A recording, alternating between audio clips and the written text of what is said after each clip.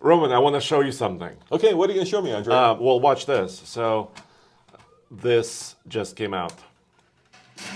Ouch! Oh, there's something deeply satisfying and deeply fascinating at the same time. And also scary. And scary watching crash tests happen in slow motion, Andre. So that is obviously the new Tundra. Is there news about the new Tundra? Yes, it is. It has just been tested by the IIHS, Yes. which is an independent organization, Institute.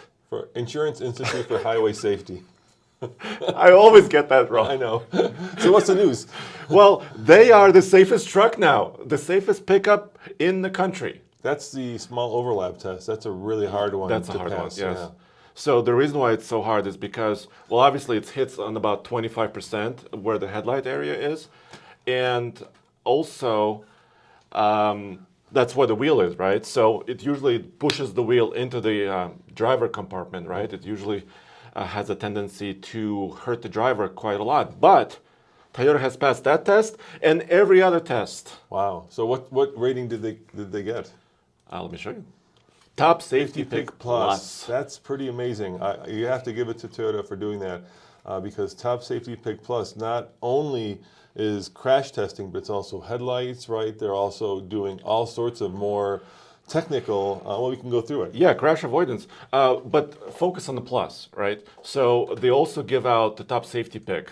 For example, the F-150, the bestseller in the class, right? Yes. Has the top safety pick. But you see this red here? Yes. That's the headlight rating. So because of this, it doesn't get the plus. Yeah, so they started testing vehicles at night now, and they drive them through basically cones, and then they watch the light pattern. And you can't blind oncoming drivers. You have to illuminate a certain percentage of the road. Right. Yeah. And this is very scientific. I mean, IIHS goes really deep into science.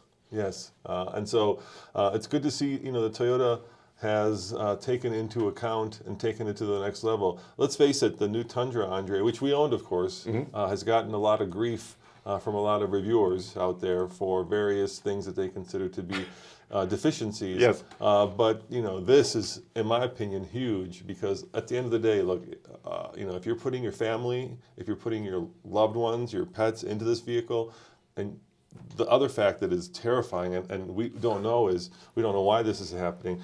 For the longest time, before COVID, deaths in America on highways were going down. We were down to something like 30,000 a year, and then after COVID, it just totally shooting up. Not just a little dip Yes. up. It's been a huge incline. Yeah. So now we're at 40,000 deaths a year, which is a 25% increase. And people point to things like distracted drivers, obviously with all the new technology. And speed. A lot of people are saying that people are out there street racing. Yeah, it's true, they are. And when nobody was on the road during the beginning of COVID, people went fast. Yeah. And all of a sudden, they kept going fast, right? But the terrifying number is we've gone from 30,000 annual deaths to 40,000 annual deaths. And if you have the most important thing in your life in that vehicle, you want it to get the highest safety rating. So I have to commend Toyota for passing and doing so with flying colors. And we also gave it grief for the lack of tow hooks, right? Yes, of course. But they explained it for safety, right? Yeah. So they were safety-minded for pedestrians. So that's another huge thing, right? Pedestrian deaths and injuries. And look at this. Now there's two pedestrian prevention tests, one during the day and one at night. So IHS is adding a new test into the, they're making it harder and harder every single year, it seems, which I think is good. So now you have to pass a night test. So they have a dummy kind of walk across in front of the vehicle, and if the vehicle has to either slow down or stop without hitting the pedestrian. Yeah, and the story this week was that a lot of cars are getting the day one correct, but missing the night one. Right. Where the car has a hard time distinguishing between a pedestrian and anything else. Anything well, else. Or it doesn't see it. Or it doesn't see it, Yeah. or doesn't understand that it's not a traffic sign, but it's a pedestrian. So it's great that these guys passed it as well. There's also the thing, and this is important, for example, for motorcycles and bicycles too. A lot of companies now are including, motorcycle detection, bicycle detection into their systems. So that's really important as well. Andre, we spend a lot of time off-road testing these vehicles. We spend a lot of time tow testing them, and in some ways, This is actually much more important. Do we have any more crash video? Is there any? Did they put out any more, or was that it? This is the only one. Well, let's keep watching a little bit. Let's keep watching. Let's see So what this happens. is the only one on the Tundra. Of course, we have others on the Ford and others. So this is the small overlap once again. It's interesting that they removed the headrest, because the headrest keeps you from basically, doing whiplash, right? Yeah, but I think they have a separate test for that. For whiplash. Yeah, so let me replay this. Okay. So partially they removed the passenger side headrest because I think there's a camera Oh, I see. watching Yeah. what's happening. And they also do other headrest testing. They do roof strength testing where they push down on the roof and see how strong the roof is. And by the way, I was a TV reporter a long time ago, and I actually was at their headquarters. They're in outside of Washington D.C. And they buy these vehicles, right? These are not vehicles that Toyota gives them. And somehow, magically, like they pass. They go into a dealership and they purchase these vehicles, and then to make sure that they're getting, the standard vehicle that you and I would be buying, and then they crash test them. So that gets very expensive very quickly. Yeah, and you see, there's many sensors, like the seatbelt sensor. They have something else going on here. Lots of wires and lots of measurement devices, and of course the dummy as well. Yeah.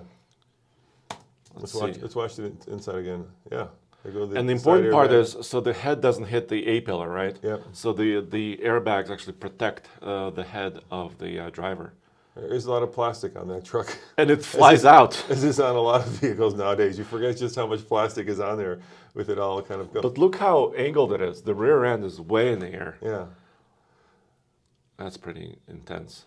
Yeah, the cap flies off the mirror. Yeah. So they also do side. Do the Titan there. Side test. Yeah, let's see how the Titan did. Bam. Bam. And how much weight they're using. Yeah, and they use different speeds, right? Yeah. Different weights. And of course, the curtain airbag is what kind of is tested there as well. So imagine like when they're done with these trucks, right? Because they can't do a side test with this guy, so they got to get another one, right? Yeah. To do the side impact. Maybe even multiple. They buy multiple trucks. I'm sure they must buy multiple trucks. Yeah. So then what? Is there like a junkyard? where, I'm sure. Where they go to? Because there's got to be a lot of. Oh look, rear passenger. There's got to be a lot of like still good parts. I know this sounds horrible, but I keep thinking to myself. Well, like the other headlight. Yeah. What about the rest of it? Yeah. Well, anyway, there you have it. I think congratulations to Toyota is definitely deserved. Right now, if you want the highest safety pickup truck in the full-size segment, I don't think any other truck has a Plus. The Plus, no. Yeah. No, they don't. The Tundra is the only way to go. And also, if you compare it to the previous generation Tundra, look at this. I mean, they improved greatly on most of the categories. You could see that right here. Yeah, they didn't even have a top safety pick, right? They were just, they didn't even manage that. Well, that truck was designed in 2007. Yeah, that'll do it, yeah. Right? Yeah. That was a long time ago. Well, guys, we got a lot of news that's breaking. There's some Chevy news about a new Equinox. We've got that over at TFL EV. There's a new electric Jeep, Andre. Did you know that blew my mind. Yeah, I know, and it's not a Wrangler, so the best way to find all that coverage is to go to alltfl.com. Yeah. Check it out, and you can be in the know about everything that's happening in the automotive industry, except we're not talking about the fact that the Queen is looks like she's on her deathbed, potentially. Well, that's not really automotive. It isn't automotive. You might have to go someplace else for that. All right, see you guys next time. Ciao. All right, see you later.